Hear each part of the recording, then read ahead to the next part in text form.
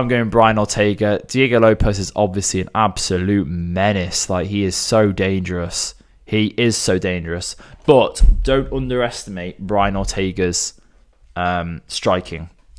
Even though it's seen that the famous bit is Brian Ortega getting gassed out in like round 4 against Volkanovski.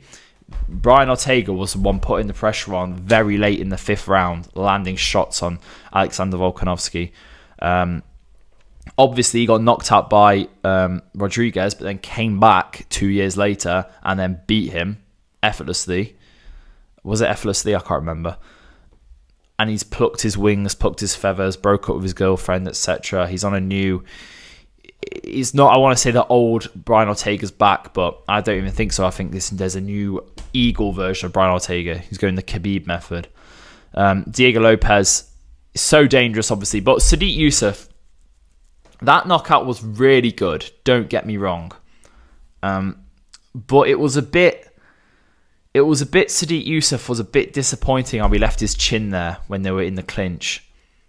And the uppercut was just right there. And Diego Lopes, just because he's an absolute warrior year round, well, I don't know what that has to do with anything, but just because he's well trained, he can find someone's chin. He landed that uppercut, and it just shows how much power he has. It only takes one. Brian Ortega, I can see him, firming some shots from Diego Lopes, and then him getting some takedown in, getting some grappling exchange in. His striking isn't that bad, Brian Ortega's. I feel like I always thought it was bad, but when watching it back, it's not that bad. He's got some good counters. He throws straight shots a lot. He moves a lot.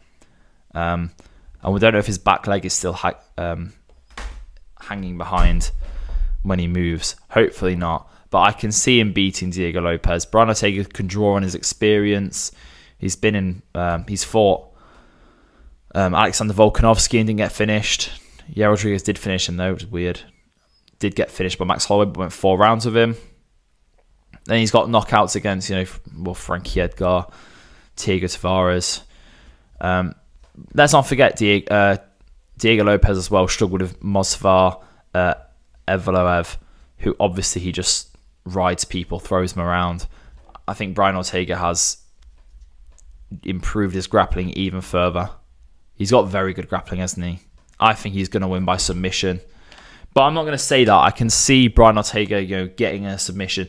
This is the annoying thing about UFC, is that if you bet for a submission, it can be very common where they're just riding him, about to get a submission in, and then just stop and decide to punch instead and get a knockout win, like we saw Renato Moicano do.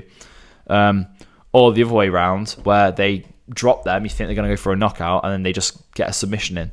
So it's very weird. I can see Diego Lopes winning by... Not Diego Lopes. I can see Brian Ortega winning by knockout.